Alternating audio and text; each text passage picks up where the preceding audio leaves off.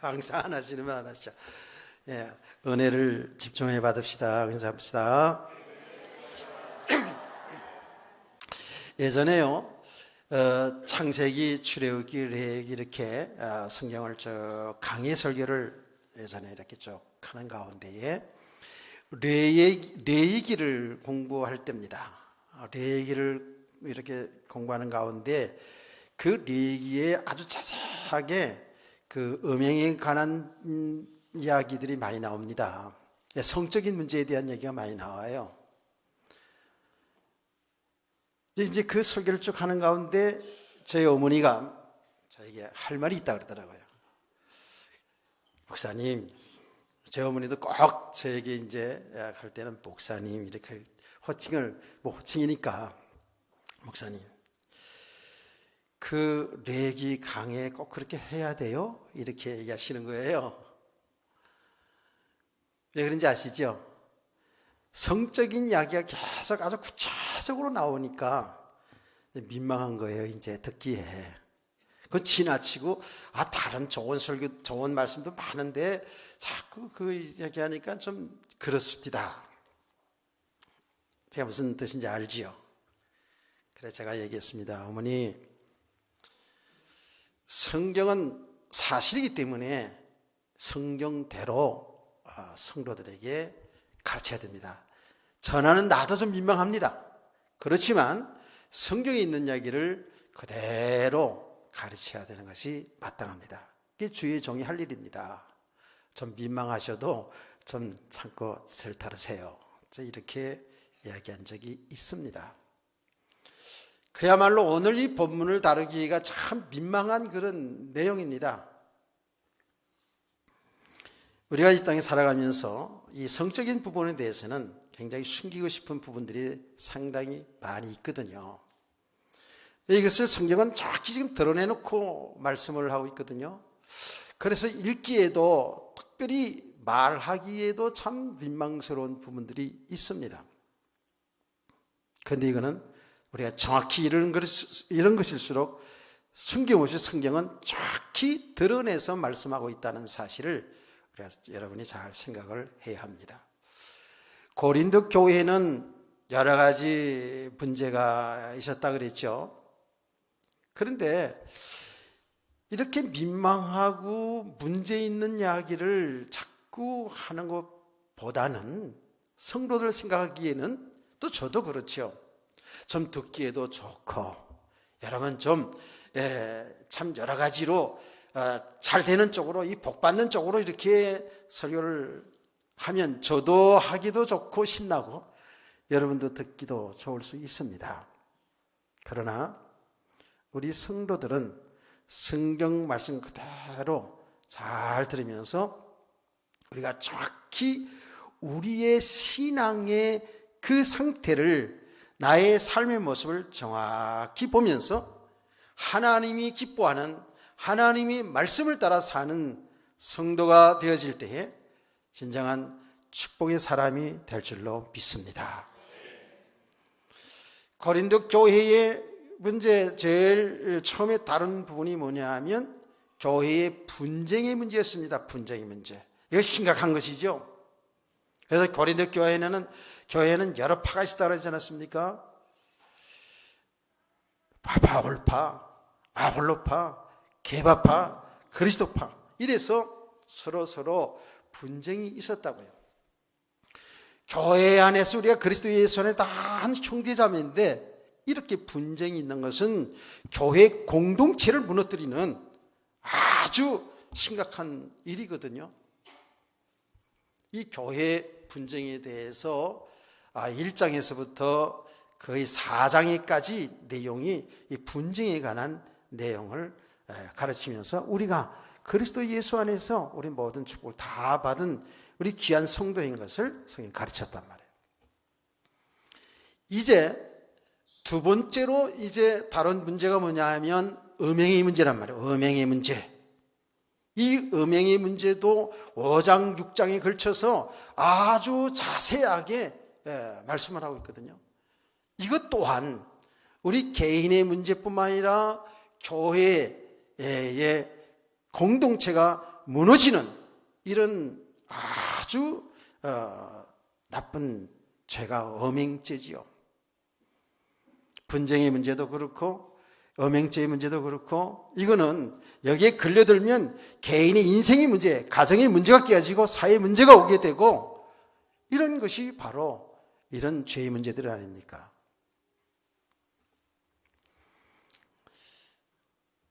지금 이 엄행죄는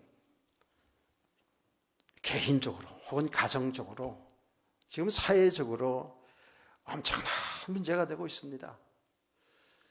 지금 한국과 전 세계 교회가 지금 굉장히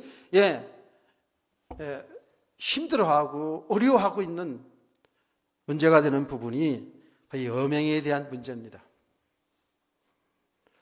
그때 고린도 교회뿐만 아니라 오늘날도 똑같습니다.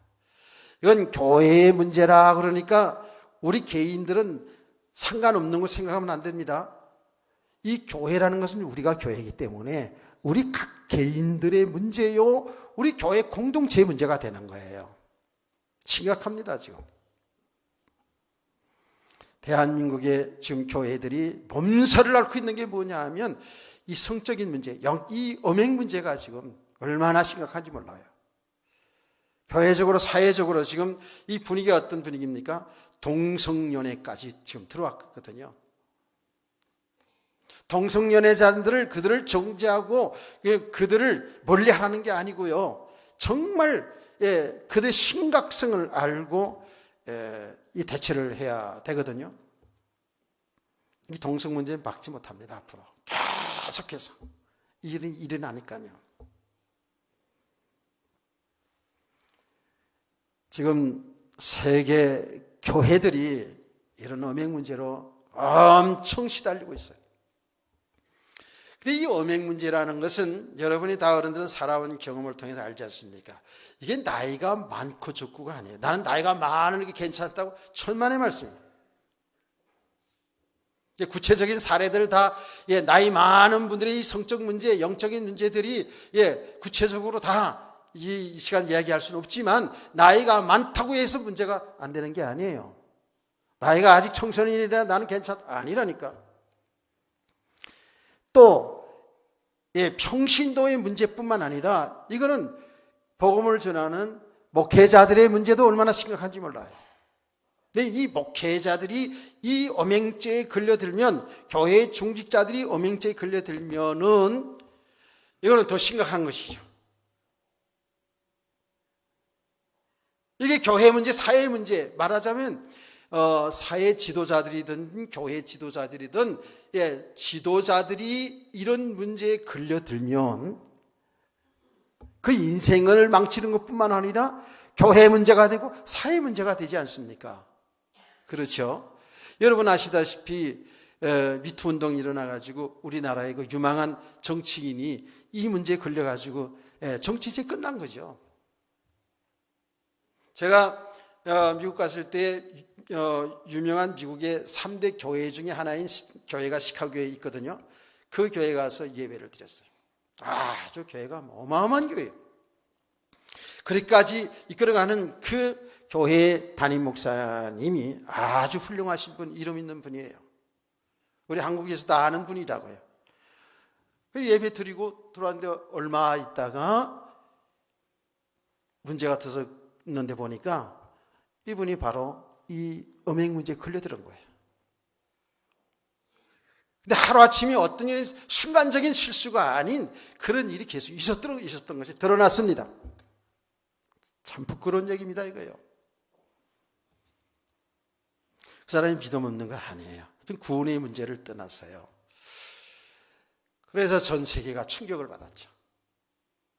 우리 한국 교회도 지금 이런 일 때문에 얼마나 지금 어려움들이 있습니까? 가깝게는 지금 우리 인천 지역에서도 지금 이런 일이 지금 요새 일어나가지고 지금 난리가 났습니다, 지금요. 심각한 거예요, 지금. 그런데 중요한 것은 이 뒤에도 장에도 이제 이런 엄행 문제에 대해서 나오면서 언급되고 있습니다만은 그냥 이게 음행 문제로 끝나는 것이 아니라 지금 우리는 결과를 알지 않습니까? 개인의 인생도 망하는 것이고, 가정이면 가정의 문제가 깨지는, 부부 문제, 가정 문제가 들어오는 것이고, 이게 사회 문제로 가지 않습니까? 교회의 공동체가 무너진단 말이에요. 그렇죠? 하나님의 거룩한 교회에 이 교회의 공동체가 무너지는 거거든요. 그럼 이거는 우리 성도들이 알아야 됩니다. 이게 사단의 역사거든요. 사단의 역사입니다. 그래서 심각한 거예요. 그래서 이 사단이 역사를 하게 되면 그 개인의 인생이 완전히 거기에 잡혀서 인생 망하는 거거든요. 교회는 막 흐트러지는 거예요. 무너지는 거예요. 지금 이런 일 때문에 교회가 무너지는 교회들이 얼마나 많은데요. 분쟁 문제 때문에 교회 문제가 무너지는 교회들이 얼마나 많은데요. 사단이 역사한다니까요. 이거는 우리 알아야 돼요. 분명히 사단은 존재하거든요. 그래서 이 엄행 문제뿐만 아니라 우리 성도들이 이 땅에 살아가는 날 동안에 우리가 좋아하는 것, 우리가 필요로 하는 것들, 여기에 집중하다 보면, 이것을 내 것으로 묶고 가려고 하다 보면 그게 사단이 역사하는 거예요. 음행 문제뿐이 아니라니까요. 그래서 여러분이 늘 얘기하십니다마는, 술을 멀리하라는 것, 이 알코올도 이 육신적으로요, 여기 중독되어 버리면 어떻게 돼요? 인생 망치는데 그 배후에 사단이 역사하거든요. 심각한 영적 문제가 와버려요. 이거 못 끊습니다. 제가 얘기하지 않았습니까? 알코올 중독자들 모여 있는 곳에 6개월 동안 계속 들어가서 복음을 전하는데요. 이런 감옥도 그런 감옥 없어. 철장이요, 몇 겹 있습니다. 철문, 그건 아무나 못 들어가거든요. 거기 들어가는데, 한결같이 그 안에 갇혀있는 사람들, 알코올 중독자들은 한결같이 다 영적인 문제가 왔어요. 영적 문제가 왔다는 건 뭐예요? 사단이 역사하고 있다는 거예요. 사람들이 술 먹는다 그러잖아요. 그 사단의 역사하면은요, 그렇게 되는 거예요. 아무리 그 끊으려고 해도 안 됩니다. 의학으로 안 돼요. 실제로 사단에 잡히면 안 됩니다. 진짜 복음 아니면 그 살 길이 없어요. 알코올 문제, 도박 문제. 도박하는 거 재미로 뭐 할 수도 있죠. 여러분이 뭐 한 번씩 할 수도 있죠. 그런 정도가 아니라니. 거기에 재미있어서 빠져 들어가면 거기에 도박 문제가 뿐만 아니에요. 거기 사단이 역사거든요. 잡혀버려요. 그래서 완전 인생 망친 사람들, 여러분 한두 번 더 제가 본 게 아닙니다. 모든 부분이 다 그래요. 내가 좋아하는 것, 내가 필요로 하는 것, 여기에 내 마음과 생각이 잡히기 시작하면 그거로 끝나는 게 아니에요. 거기에 뒤에 누가 따라붙는다고요? 사단의 역사. 여러분, 우리가 성경에 있는 그대로입니다. 돈이 얼마나 우리가 필요한 거예요. 그렇죠? 돈이 있어야 살아가잖아요. 그런데 여러분, 돈 하고 살아가다 보면 어떻게 된다고요? 돈은 일만 하기 뿌리가 되는 거예요. 그 영혼을 망치게 한다니까. 왜 그런지 아십니까? 그걸 통해서 사단이 역사하는 거예요. 여기 딱 잡혀버리는 거예요. 어느 날 말하라 무너지는데, 그때서야 통곡해도 인생 실패하는 거거든요. 음행 문제도 마찬가지예요. 여기에 생각과 마음이 잡혀 들어가기 시작하면 그 어떤 누구도 예의가 없다니까. 그렇죠? 인정하십니까? 그 누구도 여기에 한번 잡혀 들어가기 시작하면 참 빠져나오기 힘든 거예요.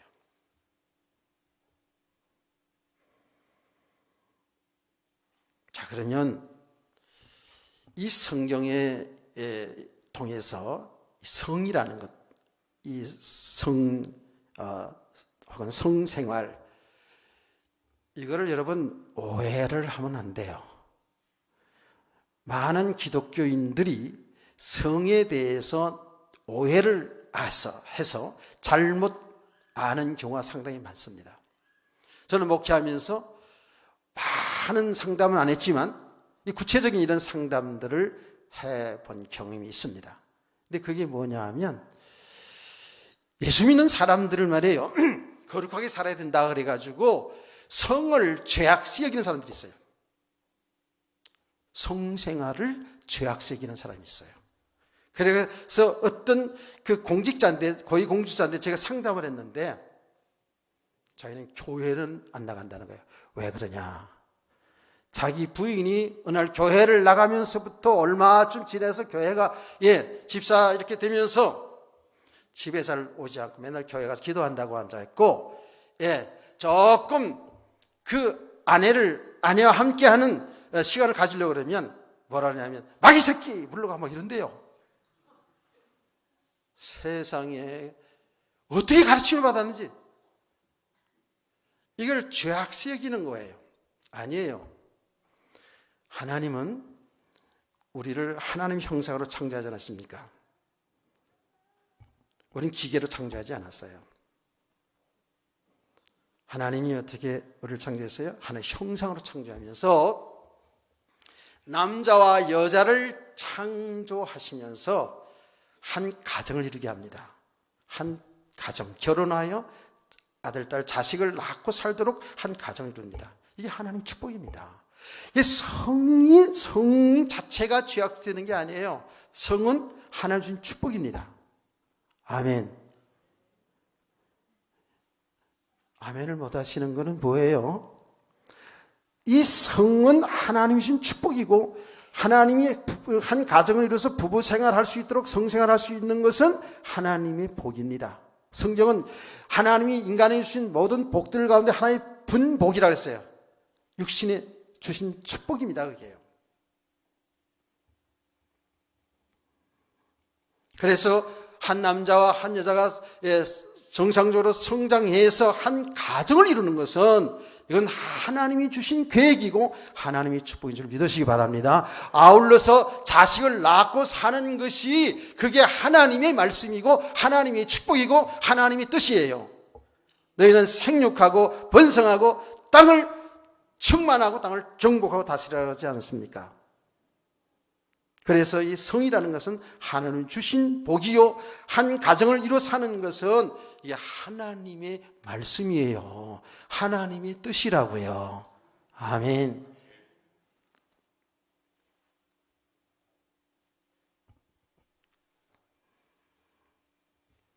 참, 요 부분만도 지금 참 많은 시간이 좀 할애해야 될 부분인데, 자, 어쨌든 성은 하나님 주신 축복이다. 자, 여러분, 우리에게 주신 우리가 성욕이라는 게 있잖아요. 또 여러분에게는 식욕이라는 게 있습니다. 식사하는 즐거움도 크지요. 그렇죠? 사람들이 이따 식사하다가 믿지 않은 사람인데 그런 얘기 많이 하죠. 맛있는 거 먹으면서 먹는 재미가 없으면 뭔 세상 살 맛있냐고. 그리고 맛집을 찾아 전국으로 다니는 사람도 있거든요. 사실은요. 우리 삶에 있어서 이 먹는 즐거움도 보통 큰 게 아니에요. 여러분은 식사 기도할 때 어떻게 기도하는지 모르겠습니다만 저희 이렇게 기도합니다. 하나님, 오늘도 이 음식을 먹을 수 있는 건강과 즐거움 주신 것을 감사합니다. 그래요. 실제로 건강이 이러면 식사도 잘 못하잖아. 감기가 걸려도 밥맛이 떨어지잖아. 건강히 식사할 수 있는 게 얼마나 참 축복이에요.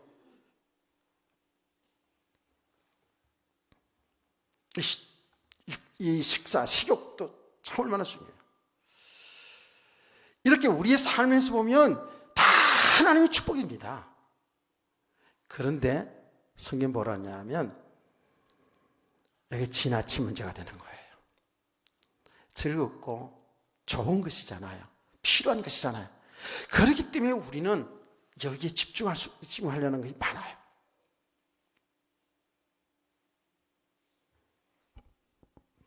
그러다 문제가 오는 거 아닙니까? 자, 보시라고요. 여러분, 제가 여러분에게 말씀드렸잖아요. 이 밥을 그냥 주면 하면서 잘 먹는 돼지도 몇 프로 잡수신다고? 돼지가 몇 프로 잡수신다고? 위가 배불러다 하게 먹으면 100%인데 이 돼지는 70%밖에 안 먹는데요. 모든 동물들이 거의 그렇답니다. 근데 우리는 어때요? 100%까지 먹고 꺽하면서 이제 110%, 120%까지 막 먹잖아. 맛있는 음식들은요. 오늘 점심 식사할 때 마시셔도 좀 생각하면서 잡수세요. 너무 100%, 120%까지 먹으면 문제가 와요. 탈이 난다는 말이에요. 탈이 나요. 몸에 이상이 와요.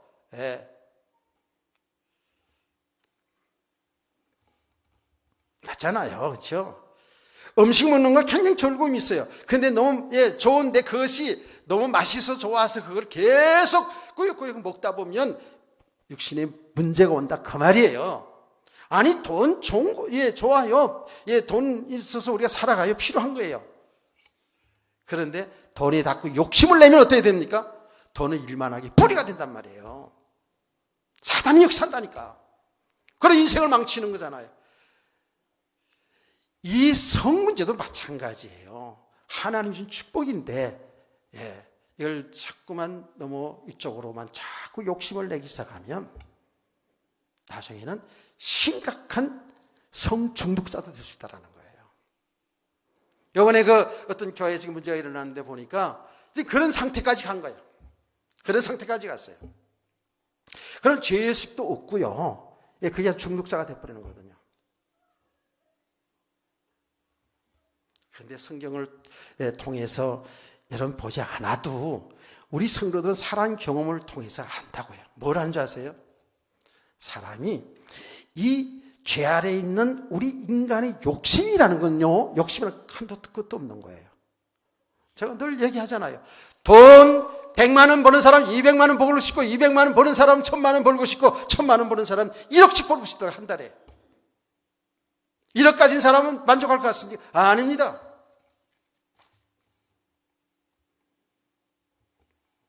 나는 음악하는 사람들, 스포츠 하는 사람들 보면은요, 이 사람들요, 수십억, 수백억씩 벌거든요. 근데 그것도 만족하지 않다는 거예요. 또 다른 데 더 준대 또 간다는 거예요. 만족이 없는 거예요. 이게 죄 아래 있는 인간의 모습이거든요. 복음이 안 된 사람들의, 우리들의 모습이거든요. 세상의 권력, 세상에 높은 자리 가는 것, 여러분 그게 욕심이 한두 끝도 없는 거예요. 어찌하든지 계속 높아지고 그걸 유지하고 싶구만 이러잖아요. 다 그래요. 모든 부분이 다 그렇다니까요. 이 쾌락이라는 것도, 이 성욕이라는 것도 여기에 빠져들어가기 시작하면 계속 더 이렇게 하는 거 아닙니까? 이러다 보면 어떤 문제가 온다고요? 그게 잡혀버린다. 잡히는 걸로 끝나는 게 아니라 사단이 역사한다는 거예요. 우리 성도는 여기까지 알아야 돼요. 심각한 영적인 문제가 와버린다는 거예요. 그러면 어떻게 돼요? 완전히 신앙 양심이 화해를 맞게 되면 인생 망하는 거예요. 깨닫기를 축복합니다. 이게 성 문제뿐만이 아니라는 걸 알아야 돼요.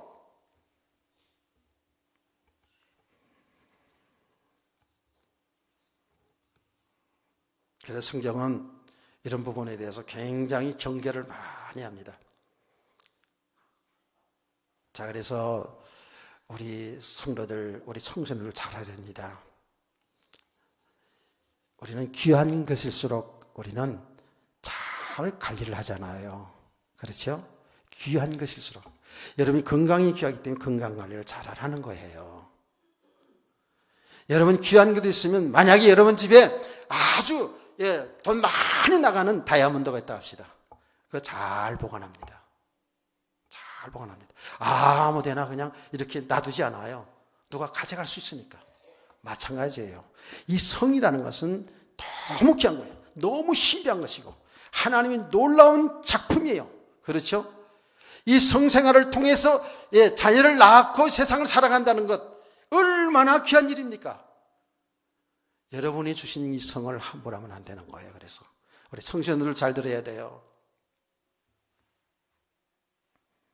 그래서 정말 하나님의 영광을 위해서 하나님의 말씀을 이루는 일에 우리의 모든 것이 쓰임받아야 될 줄 믿으시기를 바랍니다. 자, 그러면 서론적으로 여러분 이만큼 들으시고 고린도 교회 이제 문제 속으로 한번 들어가 보자고요. 다시 말합니다. 고린도 교회 문제는 오늘날 우리들의 문제라 하는 겁니다. 남의 얘기가 아니라는 거예요. 1절 말씀 보면 너희 중에 심지어 음행이 있다 함을 들으니 그런 음행은 이방인 중에서도 없는 것이라 누가 그 아버지 아내를 취하였도다 하는도다. 이게 얼마나 참 민망한 말입니까? 그런데 저희가 이 내용을 저는 성경을 볼 때에 성경을 이렇게 말씀을 준비할 때는 우리 한글 성경도 보고 제가 얘기했잖아요. 중국 뜻글자이기 때문에 중국 성경도 보고 또 잘 모르지만 영어 성경도 찾아 이렇게 단어를 찾아보기도 하고 또 이 신약성이 헬라어로 썼기 때문에 헬라어로 써진 해석은 무언가도 다 이렇게 봅니다. 그리고 그 당시의 어떤 문화, 어떤 역사적 배경도 필요합니다. 왜 그런지 아십니까? 단어 사용하는 것도 그때 문화가 있어요. 그렇죠? 요새 말 우리 잘 못 알아듣잖아요. 그렇죠? 요새 청소년을 쓰는 말 많이 못 알아듣습니다. 아주 줄여서 말하기 때문에 못 알아듣습니다. 잘 못 알아들어요. 근데 말하자면 지금 이게 문화예요. 아주 줄여서 잘 말하지 않습니까? 그렇죠? 그래서 그 당시의 문화, 이런 것도 우리가 이제 말씀을 전가하는 사람들은 이렇게 마땅히 이제 보게 되는 거죠.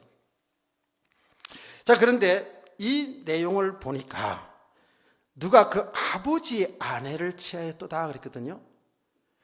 말하자면 아버지 아내는 어머니가 되잖아요. 엄마가 되잖아요. 그런데 아버지 아내라고 했단 말이에요. 그런데 이 아버지 아내라는 말을 헬라어로 이렇게 쓴 거 보니까 제가 헬라어로 말하지 않겠습니다. 여자라는 뜻이 있는 여자라는 단어를 썼다고요. 귀나이카라는 말인데 거기에 여자라는 단어를 사용했어요. 이게 아버지 아내라는 말을.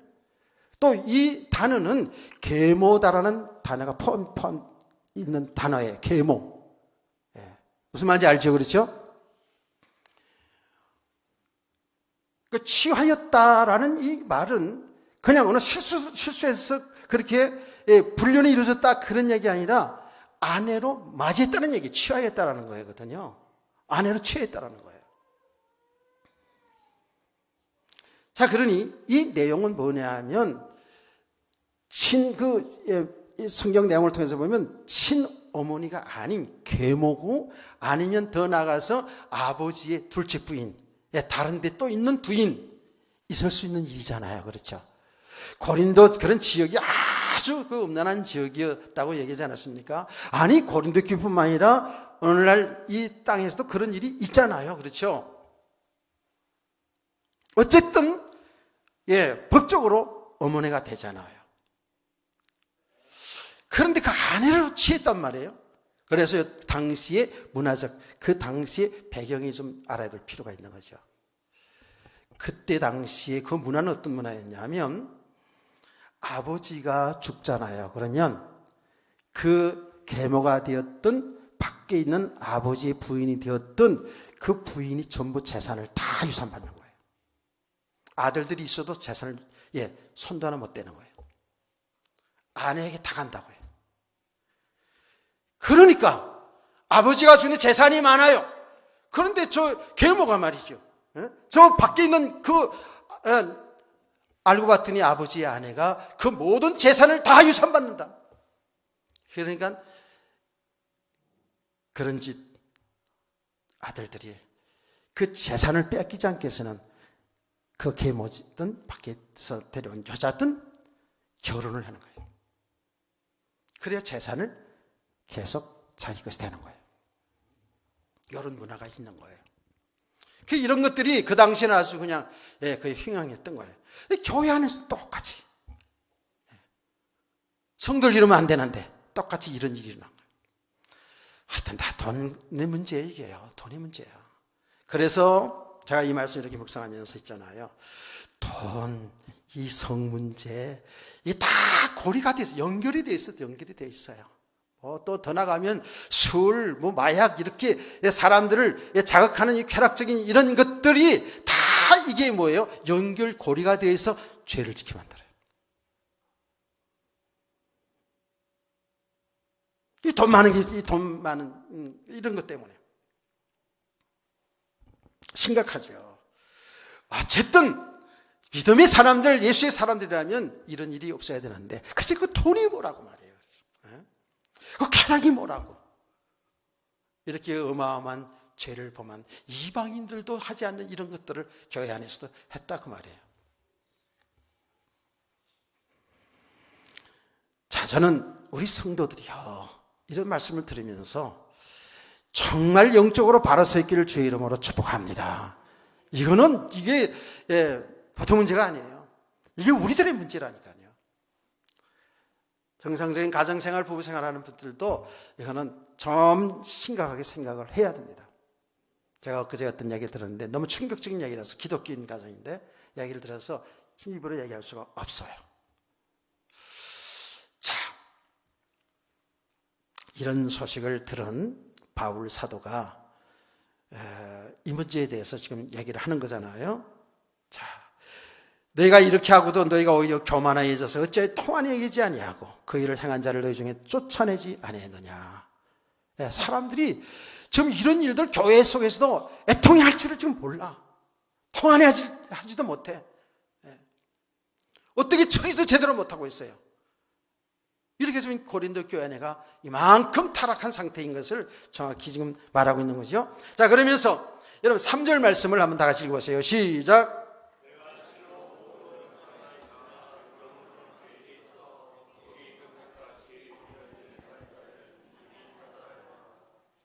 그러면서 주 예수 이름으로 너희가 내 영과 함께 모여서 우리 주 예수의 능력으로 이런 자를 사탄에게 내어주었으니 이는 육신은 멸하고 영은 주 예수의 날에 구원을 받게 하려 함이라.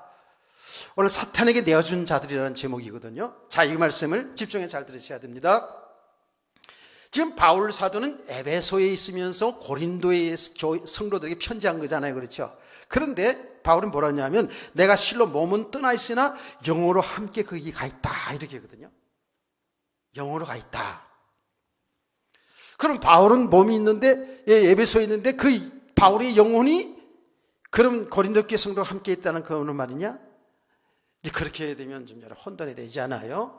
그래 이것도 역시 이 헬라 말로 내 영이 너와 함께 있다 그 말이 카르디아라는 그런 말이거든요. 카르디아라는 그런 말인데 내 마음이 함께 가 있다는 그 말이에요. 마음이 같다 이런 얘기거든요. 자, 그럼 이해를 돕기 위해서 어른들 얘기 돕기 위해서 말할게요. 바울이 에베소라는 지역에 있으면서 고린도 교회 성도들을 향해서 내 영이 너와 함께 있다는 그 말이 뭐냐면 내가 에베소에 있지만 내 마음은 항상 고린도의 교회 성도들이 있다 그 말이에요. 이해가 되시죠? 아멘을 안 하시면 이해가 안 됐다는 얘기예요. 자, 지금 더 쉽게 얘기할게요. 제가 지난 주간에 일본에 갔다 왔어요. 일본에 갔어요. 호텔에서 잡니다. 저는 이제 습관이 돼가지고 한 4시쯤 지나면 일어납니다. 일어나게 돼요. 일어나면 거의 또 다시 특별히 내가 몸이 아프거나 너무 피곤하지 않은 이상은 제가 일어나서 다시 잘 안 누워요. 새벽 예배 왔다가 집에 가서 바로 거의 안 눕습니다. 그러니까 4시에 일어나 식사는 몇 시부터 시작이냐 하면 6시 반부터 시작이거든요. 보통 한 8시쯤 내려서 식사하죠. 새벽 예배도 없겠다. 얼마나 좋아요. 근데 일어나면 어떻게 해요? 4시 반에 4시쯤 일어나가지고 그 요원해 보니까 화장실이 비교도 좋고 화장실 안에 특이하게 말이죠. 화장실 그 안에 화장할 때처럼 앉는 의자 있잖아. 화장할 때 앉는 의자. 거기 딱 있더라고. 너무 좋잖아. 세수하는데 거기 있어요. 그래가지고 그 화장실 들어가서 화장실 깨끗하니까요. 목욕 타월 이렇게 있잖아. 거기에 딱 펴놓고 그 의자에 앉아가지고 계속 말씀도 묵상하고 기도하는데 누구 위해서 기도하겠어요? 여러분 생각하면서 기도하죠. 당연히. 믿어주세요. 그 말이 뭐예요? 내 마음이 일본에 가 있지만 내 마음에 여러분이 함께 있다 그 말이에요. 은혜와 빛교회가 내 마음속에 있다 그 말이에요. 그렇게 기도하잖아요. 지금 그 얘기예요. 그러면서 이 바울 사도는 마음에 정했다는 거예요. 그러면서 예수의 이름으로, 교회의 주인은 예수니까 예수의 능력으로, 예수님의 뜻이 뭔가 그런 뜻이에요. 이런 자를 사탄에게 내어줬다. 내어줬다. 지금 바울이 마음에 결정한 거예요. 지금 사탄에게 내어줬다는 거예요. 이는 육신은 멸하고 영은 주의 선날에 구원을 받게 하려 함이라. 조금 난해한 구절이기도 합니다. 사탄에게 내어줬다. 근데 영은, 육신은 멸하고 영은 예수의 날에 구원받게 하려 함이라 하고 이렇게 말씀을 하고 있습니다. 이거는 이제 두 가지로 이제 해석을 하자면, 정통 해석은 사탄에게 내어줬다라는 것은 이런 자들이 음행죄로 회개하지도 않고 교만하게 회개하지도 않고 뭐 나만 그러냐 다른 사람 다 그렇더라 이렇게 회개하지도 않고 이런 사람들 출교시키라는 얘기예요. 그게 이제 뭡니까? 2절에 나오죠. 너희가 오히려 교만하여 있어서 어찌하여 통한이 여기지 아니하고 그 일을 행한 자를 너희 중에서 쫓아내지 아니했느냐 그러지 않습니까? 쫓아내지 아니했느냐. 사탄이 내어줬다. 이게 뭐냐면 교회에서 출교시키는 거예요. 교회의 거룩성을 위해서 이렇게 하는 거예요. 그래서 예수님께서 말씀했거든요. 예수의 이름으로, 예수의 능력으로 이렇게 사탄에게 내어줬다라고 지금 얘기하지 않습니까? 예수님이 이런 부분에 대해서 가르쳐 줬죠. 여러분 복음서 마태복음 18장에 나오지 않습니까? 어떤 사람이 이런 죄를 범해요. 꼭 이런 죄가뿐만 아니더라도 죄를 범합니다. 그랬을 때에 이제 죄를 범한 걸 아는 사람이 그거는 잘못된 것이니까 그렇게 하지 마세요 라고 이렇게 당연히 권면하겠죠. 그렇죠? 여러분 그렇지 않아요? 여러분 가정에서든지 혹은 여러분 구역식구들이든지 기관에서 누가 잘못하게 되면 그 잘못된 것이니까 고쳐야 된다고 당연히 말해야 되는 거죠. 그렇죠? 근데 말을 듣지 않아. 그럼 어떻게 한다고요? 이 일이 교회에서 알려졌어. 그러면 교회에서 주의 종들이, 중자들이 두세 사람 가가지고 그걸 권면하는 거예요. 이거는 성경적으로 이렇게 하면 안 됩니다. 잘못된 것이니까 회개하고 돌아오세요 라고 권면했는데 말을 듣지 않아요. 나만 그래? 여기 지금 교만에 따르잖아요. 다 그런데, 교회들 다 그런데 내가 좀 실수했기르니 이렇게까지 하면 되겠어? 이렇게 자기를 합리화시킨다든지 자기 변명한다든지 말을 듣지 않으면 예수님이 뭐라고 가르쳤어요? 이방인들처럼 여기라는 거예요. 불신자처럼 여기라는 거예요. 그건 뭐예요? 출교시키라는 얘기거든요. 왜 그런지 아십니까? 교회의 거룩성을 위해서요. 그 사람이 살리기 위해서 그런 거예요. 그 부분은 좀 더 이따 얘기할게요. 저는 중학교 때 시골 교회에서 이렇게 하는 것을 봤습니다. 뭐 교회들이 다 시골이 빤하지 않습니까? 그런데 중직자가 이런 음행죄를 범했어요. 뭐 동네 달아나고 불신자고 다 알게 됐어요. 그래서 교회에서 어떻게 했냐 하면 옛날에는 수찬정 시켰어요. 성찬식에 참여 못하게 합니다. 그게 벌이에요. 굉장히 무서운 벌이죠. 그게요. 성도들은 별거 아닌 것으로 생각하지만 그게 굉장히 중요한 벌이에요. 그리고 모든 교회에서 공직, 말하자면 교사면 교사, 뭐 성가되면 성가대 이런 거를 다 못하게 하고 6개월 내지 1년씩 혹은 뭐 그 이상으로 건신시켜요. 요새 같이 그렇게 하면 뭐 그냥 교회만, 여기만 교회냐 그러고 다 떠나고 그럴 거예요. 그런데 옛날에는 아무리 옆에 교회 있더라도 거기서 매를 징계를 받고라도 망신을 당해도 이제 거기에서 이제 다시 회복하고 신앙생활을 하게 했고 그렇게 했다 당연히 그렇게 생각했어요. 그게 정상이죠. 그런데 그분이 6개월인지 1년인지 잘 확실히 모르겠습니다만 어쨌든 그렇게 자기의 잘못을 뉘우치고 공적 예배를 드리고 나서 강고 시간 전에 나와서 내가 이러이런 죄를 이렇게 내가 실수해서 범했어서 교회에 누를 끼친 것을 정말로 죄송하게 생각합니다. 그리고 잘못을 회개하고 공적으로 이렇게 하고 다시금 신앙생활을 모든 걸 회복시켜줍니다. 이런 걸 내가 중학교 때 들었어요. 교회는 그렇게 하는 거구나. 제가 목회를 처음 초년 시작했을 때 우리 같은 노예였던 교회에서 교회에 굉장히 시끄럽게 이런 연사 문제로 이런 하여튼 악령이 잡혀가지고 그렇게 시끄럽게 하고 교회 문제를 그냥 그 사람 가는 곳마다 막 문제가 일어나는 거예요. 권면하고 또 권면하는데 말을 안 들었어. 그래서 어느 날 교회에서 아무개 씨는 오늘 이 시간 이후로 대한예수교회 장로의 무슨 노예 교회에 교인이 아닌 것을 선포합니다. 내쫓은 거예요. 이게 출교입니다. 교회의 거룩성을 유지하기 위해서요. 자, 그런데 중요한 부분, 이 부분 얘기하고 마치겠습니다. 이런 자를 사탄에 내주신 이는 육신은 멸하고 영은 주 예수의 날에 구원을 받게 하려니라. 이렇게 출교하는 문제가 바로 이제 이런 엄행죄를 지지 못하게 하고 교회를 거룩하게 하는 일인데, 이 말씀을 우리 성도들이 좀 잘 적용해서 잘 들어야 됩니다. 무슨 말인가 하면, 성경에 간음하지 말라는 게 성경에 다 나옵니다. 성경에서 엄행죄를 범하면 안 된다는 걸 알아요. 말씀을 통해서 이미 가르쳐 주었어요. 그렇죠? 자, 저와 여러분 예수 믿는 사람들은 우리 안에 누가 계시죠? 누가 계십니까? 성령님이 계셔요. 하나님이신 성령이 내주하고 계셔요.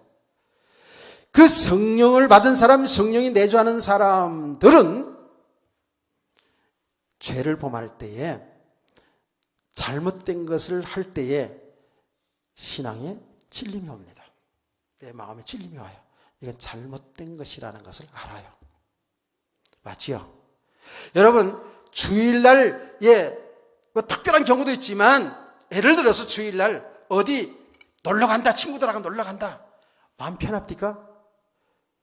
아니, 초신자들은 잘 모를 수 있는데, 신앙생활 오래 하신 분이 만약 그렇다면, 마음에 찔림이 올 겁니다. 왜 그런지 아세요? 그 성령님이 그 속에 역사하기 때문에 그래요. 또 이미 우리 하나님의 사랑하는 말씀을 통해서 보면 거룩한 주일날에 하나님 앞에 예배 드리는 것이 이게 당연한 것이거든요. 하나님 말씀이거든요. 이 말씀을 거역하기 때문에 마음에 찔림이 오지요. 찔림이 없어도 문제가 되겠죠. 뭔가 하나님의 말씀에 반대되는 일을 하게 되면 우리 성도들은, 저와 여러분은 마음에 찔림이 오게 되어 있어요. 모르고도 지나가면 하나님 앞에 말씀을 들을 때 혹은 기도할 때에 성령께서 그거를 드러내 알게 한다니까. 잘못하고 있다는 것을 깨닫게 해주셔요. 맞지요? 자, 세상의 사람들, 예수 믿지 않은 사람들은 어때요? 예수 믿지 않는 사람들도 이런 죄를 범할 때 어떻게 해요? 양심이라는 것 때문에 양심이 찔림받아요. 가책을 받아요. 그래서 오늘도 그러잖아요. 이방인 중에서 없는 일을 교인들이 하고 있다고. 자, 보세요. 하나님의 말씀에 이미 엄행죄는 지지 말라고 성령 가르쳐주고 있고요. 이미 성령 받은 우리는 그 성령께서 그렇게 하는 것을 아니라는 것을 양심의 찔림을 통해서 가르치고 있어요. 그러면 여기에서 내가 실수했구나, 잘못 가고 있었구나, 여기에서 애통하며 회개하며 주님 앞으로 돌아와 믿음이 회복되는 줄 믿으시길 바랍니다. 아멘. 그게 신앙생활 아닙니까? 내가 얘기했잖아요. 어떤 사람은 이런 엄행죄를 범하고 나도 하나님이 하신 일이라면서요, 이딴 소리 하고 있더라고. 그 말씀을 오해를 하면은요, 그렇게 돼버려요. 하나님이 하신 일이 그런 뜻에서 얘기한 게 아닌데.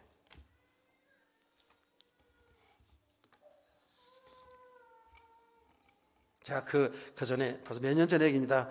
그 충격을 받고 나서 제가 많은 부분들을 생각했다고 여러분들 얘기를 하지 않았습니까? 자, 그러면 말이죠. 우리는 기계가 아니거든요. 기계가 아니고 우리에게는 의지가 있어요. 근데 이미 말씀을 주셨고 성령께서는 하나님의 말씀대로 살도록 하나님의 뜻 가운데로 거룩하게 살도록 성령님 우리를 가르치고 인도하고 계시는데 내 욕심으로 내 정욕을 채우기 위해서 내 뜻대로 고집하며 가면 어떻게 돼요? 하나님은 내버려 두는 거예요. 하나님 두기를 싫어하는 상실한 마음을 버려둔다 그랬어요. 이미 말씀 주셨는데 이미 성령께서는 우리를 거룩한 하나님의 말씀대로 살도록 그렇게 이끌어가고 계시는데 내 욕심대로 내 뜻대로 이렇게 살면은 하나님이 버려두셔요. 그럼 어떻게 될까요? 당연히 그 인생은 망하는 거죠. 그만큼 저주가 없어요. 하나님이 간섭할 때가 이게 사랑이고 축복이잖아. 더. 아멘. 무슨 말인지를 잘 알아듣길 주의 이름으로 축원합니다. 고집대로 우리 고집대로 내 뜻대로 합리화시키면서 이쪽으로 가잖아요. 그러면 하나님이 내버려둬요. 하나님이 막을 수 있는 힘이 없어서 그냥 든 게 아니에요. 그 과정을 통해서 뭐죠? 내가 네 뜻대로 내 욕심대로 살게 되면 반드시 이렇게 내 인생은 실패하는 거야. 이걸 알게 하셔요. 좀 잘 알아듣는 은혜가 있기를 원합니다. 그러면 어떻게 돼요? 그렇게 되면 그 과정을 통해서 뭐예요? 내가 이렇게 살면 안 되는구나. 이때서야 두 손 두 발 들고 하나님 앞에 나올 수 있거든요. 회개하고 나올 수 있다고요.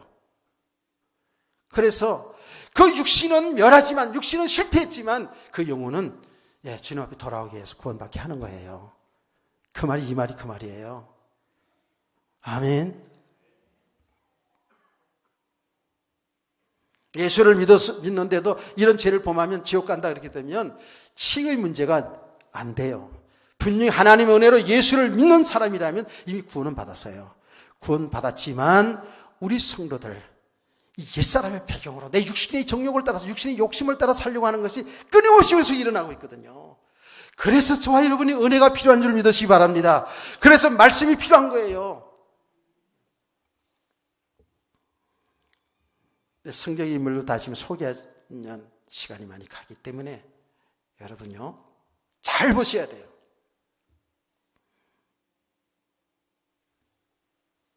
그래서 제가 웃는 말로 그런 얘기 하잖아요. 설교 말씀 이렇게 좋은 말로 설교할 때 잘 듣고 은혜 받고 정말 회개하고 믿음으로 살기를 주의로 축복합니다. 이런 말씀을 하잖아요. 이거 고집부리고 자기 욕심을 위해서 자기 뜻을 이루기 위해서 하나님의 뜻을 거역하면서 자기 육신의 욕심을 따라가게 되면 나중에 그냥 기싸대기 여기 맞고 다 맞는다고. 그건 뭐예요? 그렇게 되면 인생을 실패하게 되고 그게 이제 인생 초년에 그렇게 되면 좋겠는데 인생 신앙생활 여러분 말년에 가지고 이 50, 60, 70 가가지고 이런 일이 일어나면 어떻게 됩니까? 가정 무너지지. 자녀들에게 부끄럼 당하지. 교회 문제가 되지. 사회 문제가 되지. 이 완전 인생이 실패한 거잖아요. 너무 귀한 사람들이 정말 하나님 기뻐하는 삶을 통해서 하나님께 영광 돌리고 정말 하나님의 축복 속에 살아야 될 우리가 말이에요. 이런 육신의 욕심을 따라 살다가 이렇게 인생을 실패할 수가 있다는 거예요. 다시 일어나서지도 못하고 하늘나라로 갈 수도 있어요.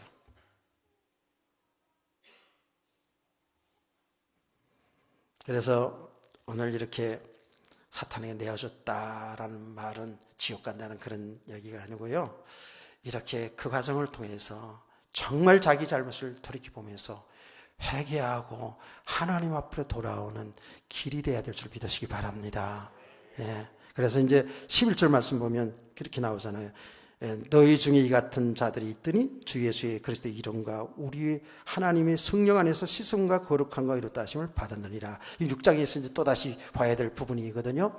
이런 가운데 있던 사람들도 다시금 이렇게 회개하고 돌아와서 의로운 사람이 된 사람도 있더라 그 말이에요. 바로 이 일 때문에 하나님은 우리 욕심대로 내 뜻대로 살려고 하는 그것을 하나님 말씀을 통해서, 성령을 통해서, 이미 주의 종의 설교를 통해서 그렇게 가르치고 있는데도 내 욕심 따라 살게 되면 그냥 그대로 내버려 두어서 이 인생을 완전히 실패하고 나서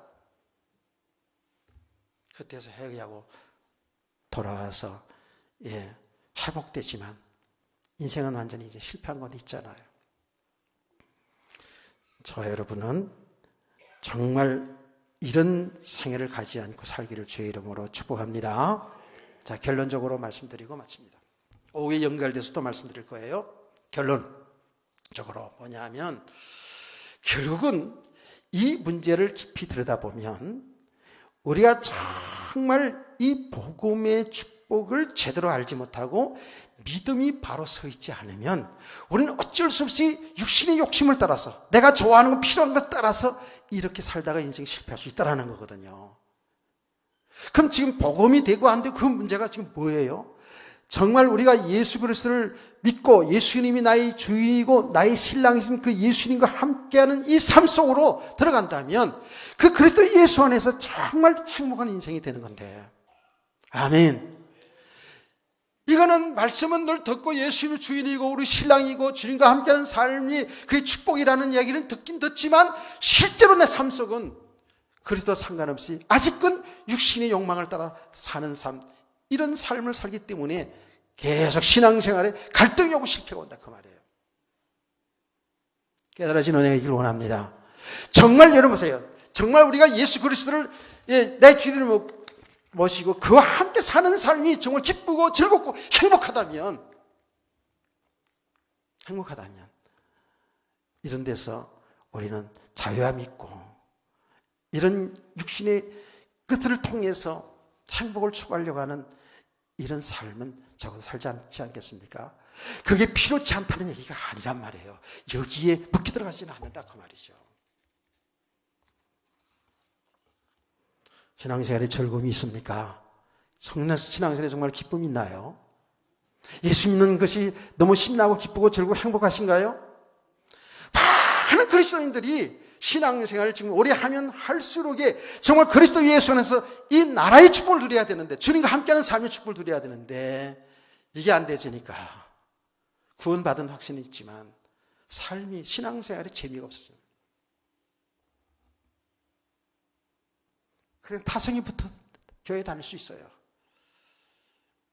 여러분 진짜 예배하는 것이 기쁘고 즐겁고 말씀 듣고 전하는 것이 기쁘고 즐겁고 하나님 앞에 엎드려 기도하는 그 시간이 정말 가장 귀한 즐거운 시간이고 찬송대로 말이죠. 교회에서 성도들과 교제하고 봉사하고 주의를 헌신하는 일이 정말 가장 보람 있고 가치 있는 삶으로 이렇게 살아간다면 우리는 행복하지 않겠습니까? 아멘.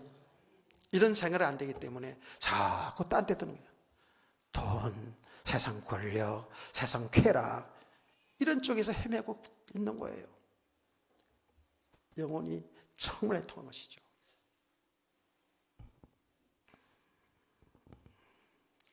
오늘 이 아침에 여러분들 정말 그리스도 때문에 행복한지, 그리스도 예수 안에 사는 삶이 지금 여러분 즐거운지 여러분 자신을 볼 수 있기를 바랍니다. 아멘. 이 그리스도 함께 사는 삶은 여러분이 좀 가난해도 행복할 수 있어야 되는 거예요. 예. 그리스도 함께 사는 삶은 여러분의 아내, 남편이 좀 세상에 좀 뭐라고 표현할지 잘 모르겠어요. 꼭 진짜 뭐 멋있고 아주 예쁘고 뭐 능력 있는 남편이고 능력 있는 아내만 돼야지 행복하나요? 그거 진짜 행복 아니거든요.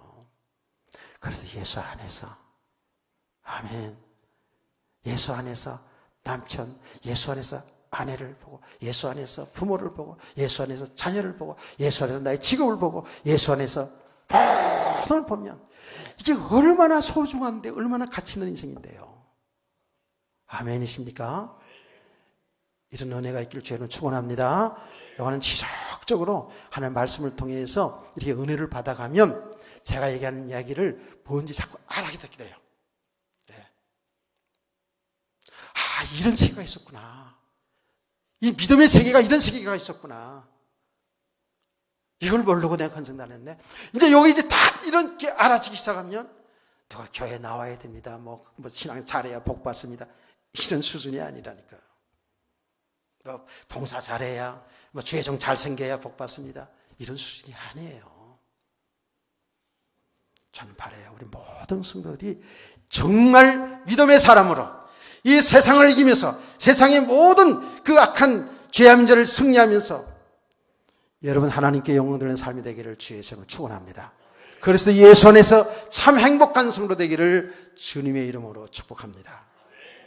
5시간에 계속 이어서 말씀을 듣도록 하겠습니다.